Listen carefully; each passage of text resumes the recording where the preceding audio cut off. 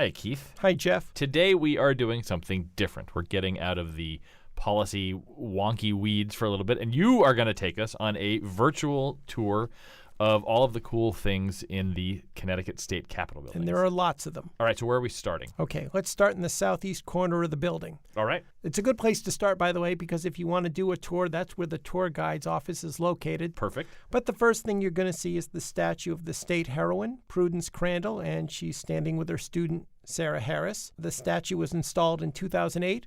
Some people know the story of Prudence Crandall. She was a school teacher from Canterbury, and in 1831, she opened a school for girls.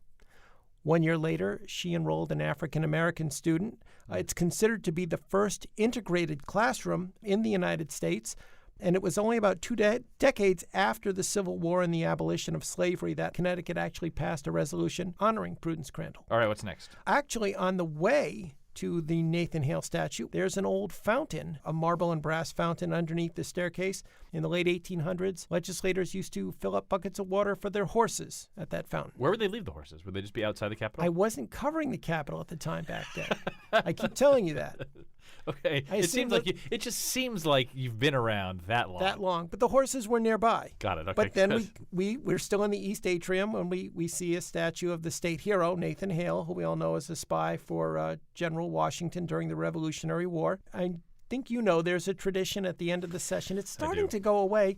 People would go all the way up to the fourth floor of the Capitol and try to drop hula hoops down 4 floors onto Nathan Hale. Did no docent come and say you probably shouldn't be doing this to the statue of Nathan Hale? I don't know if the docents, and you'll have to teach me what that word is later. The tour guide, the educated tour guide people. I didn't know that. Have you ever hooked Nathan Hale? No, and I've never come close. You've tried? I've tried. Okay, good. So then we leave Nathan Hale and that horse fountain. Sure. We'll go to the North Lobby next. I'll just mention quickly, there's the monument to the forlorn soldier. It's one of the oldest Civil War monuments. You might recognize it only because it's kind of become the prototype for a lot of Civil War memorials. So if you see it and it looks familiar, there's a reason. It's about 150 years old.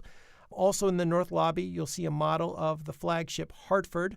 The flagship Hartford is famous for a quote from its admiral, David Farragut. Here we go. Gave the famous order, "Damn the torpedoes, full speed ahead." There is one other thing that you outlined for me that caught my interest. It's a cot. Whose is that? Correct. If we're going to go over to the West Atrium now, there is the cot that the Marquis de Lafayette, the famous French general, supposedly slept in. That cot is still there. You will be surprised, I guess, how tiny people were in the American Revolution. I should also mention, when we're in the West Atrium, we're in what's called the Hall of Flags. We have quite a collection of battle flags from the Civil War, Spanish-American War, World Wars I and II, and the Korean War. And I just lastly want to mention in the center of the hall, there's the statue of William Buckingham. He was the governor of Connecticut during the Civil War. There are 2 myths. Okay. His ghost still haunts the Capitol.